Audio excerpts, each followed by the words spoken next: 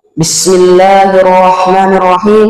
Assalamualaikum warahmatullahi wabarakatuh. Innal hamdalillah nahmaduhu wa nasta'inuhu wa nastaghfiruh wa na'udzu billahi min shururi anfusina wa min sayyiati a'malina. Man yahdihillahu fala mudilla lahu wa man yudlilhu fala hadiya lahu. Asyhadu an la ilaha illallah wahdahu la syarika lah wa asyhadu anna Muhammadan abduhu wa rasuluh la nabiyya wa la rasula ba'dah. Pertama-tama dan yang paling utama, marilah kita panjatkan puji syukur kita kehadirat Allah Subhanahu wa taala yang telah memberikan kita segala nikmatnya sehingga kita masih diberikan kesempatan untuk melaksanakan salat subuh berjamaah di masjid yang insya Allah dimuliakannya ini. Salawat serta salam marilah kita junjungkan kepada baginda kita, Nabi besar kita, Nabi Muhammad sallallahu alaihi wasallam beserta keluarga, sahabat dan para pengikutnya hingga akhir zaman. Jamaah salat subuh yang dimuliakan oleh Allah Subhanahu wa taala, izinkanlah kami untuk menyampaikan seuntai hadis dari Rasulullah sallallahu alaihi wasallam yang insya Allah akan kami bawakan dengan tema penampilan dan isi hati. An Abi Hurairah radhiyallahu anhu qala Rasulullah sallallahu alaihi wasallam, inna Allah la yanzuru ila suwarikum wa amwalikum walakin yanzuru ila qulubikum wa a'malikum. Dari Abu Hurairah radhiyallahu anhu, ia berkata bahwa Rasulullah sallallahu alaihi wasallam bersabda, sesungguhnya Allah tidak memandang kepada rupa kalian, juga tidak kepada harta kalian, akan tetapi Dia melihat kepada hati dan amal kalian. Hadis riwayat Muslim nomor 2564 dan Ibnu Majah nomor 4143. Hadis tersebut mengisyaratkan bahwa Allah Subhanahu wa taala melihat manusia bukan pada hartanya, tidak pula melihat pada rupanya. Semua itu tidak ada harganya di sisi Allah Subhanahu wa taala. Akan tetapi Allah Subhanahu wa taala melihat hati dan amal kita. Penampilan seseorang itu adalah cerminan dari isi hatinya. Jika penampilannya tidak khusyuk ketika salat, sudah dipastikan hatinya pun jelas tidak khusyuk. Karena apa yang ada pada lahiriah itu asalnya dari batinnya. Abu Hurairah radhiyallahu anhu berkata, suatu kali Rasulullah sallallahu alaihi wasallam pernah melihat seseorang memainkan jenggotnya ketika sedang salat.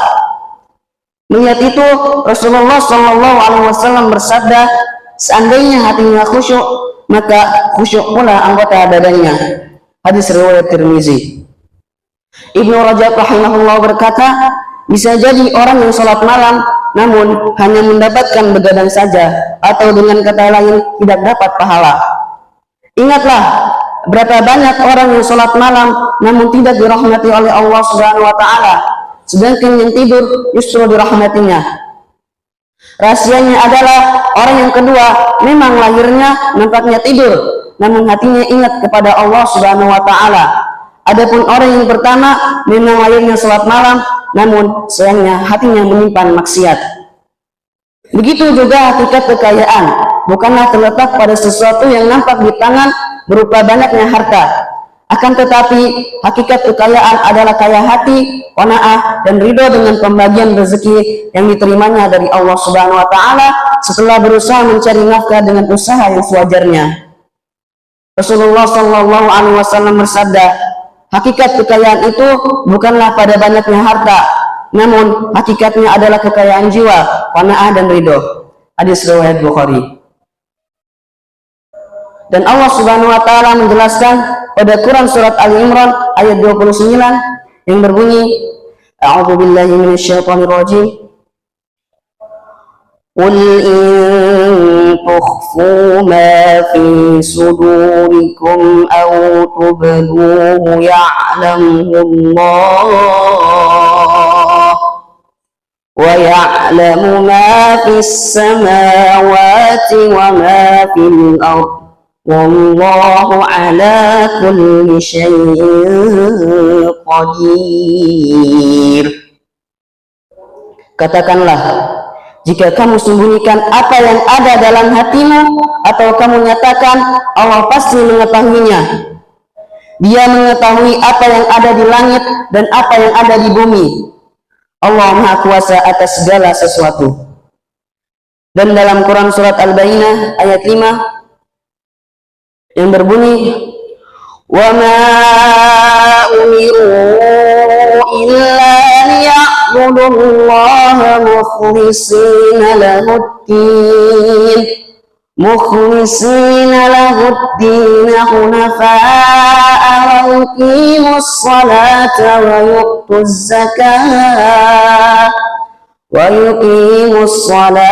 wa yu'tuz zakata wa dzalika dinul qayyimah. Padahal mereka hanya diperintah menyembah Allah dengan ikhlas menaatinya semata-mata karena menjalankan agama, dan juga agar melaksanakan sholat dan menunaikan zakat, dan yang demikian itulah agama yang lurus. Quran surat Al-Bayyinah ayat 5. Mungkin sekian yang bisa kami sampaikan pada kesempatan subuh kali ini.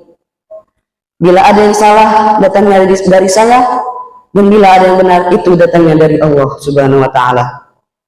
Marilah kita berdoa sebelum menutup majlis pada subuh kali ini. A'udzu billahi minasyaitonir rajim. Bismillahirrahmanirrahim. Alhamdulillahi rabbil alamin. Arrahmanir rahim. Maliki yaumiddin. Iyyaka na'budu wa iyyaka nasta'in. Ihdinas siratal mustaqim. Siratal ladzina an'amta 'alaihim ghairil maghdubi 'alaihim waladdallin. Amin. Bismillahirrahmanirrahim. Alhamdulillahi rabbil alamin. Hamdan yuwafi ni'amahu wa yukafi'u mazidah. Ya Rabbana lakal hamdu wa lakal syukru kama yanbaghi li jalali wajhikal karim wa 'azimi sultanik. Allahumma salli wa sallim ala sayyidina Muhammad wa ala ali sayyidina Muhammad. Ya Allah yang Maha Besar dan Maha Kuasa, kami mohon kepada Engkau ya Allah untuk para musyrif, pemberi wakaf, orang tua asuh, donatur, pembina dan pengurus yayasan, pengurus ponpes, bapak ibu jamaah salat subuh Masjid Zaratul Adhar, dan umat muslimin dan muslimat. Diampuni dosa-dosanya, dosa besar, dosa kecil, disengaja ataupun tidak disengaja. Diberi hidayah agar dapat melaksanakan semua perintahmu dan meninggalkan semua laranganmu. Diberi kesehatan agar bisa istiqomah dalam melaksanakan ibadah, baik yang wajib maupun yang sunnah. Diberi rezeki yang luas dan berkah agar mau berbagi kepada anak yatim dan duafa dan perjuangan Islam. Diberi kemampuan bisa bersabar jika menerima musibah dan pandai mensyukuri kenikmatan. Diberi keturunan yang qurrata a'yun, keturunan yang saleh dan salihah. Rabbana atina fid dunya hasanah wa fil akhirati hasanah wa qina adzabannar. Subhana rabbika rabbil izzati amma yasifun wa salamun alal mursalin walhamdulillahi rabbil alamin. Assalamu alaikum warahmatullahi wabarakatuh.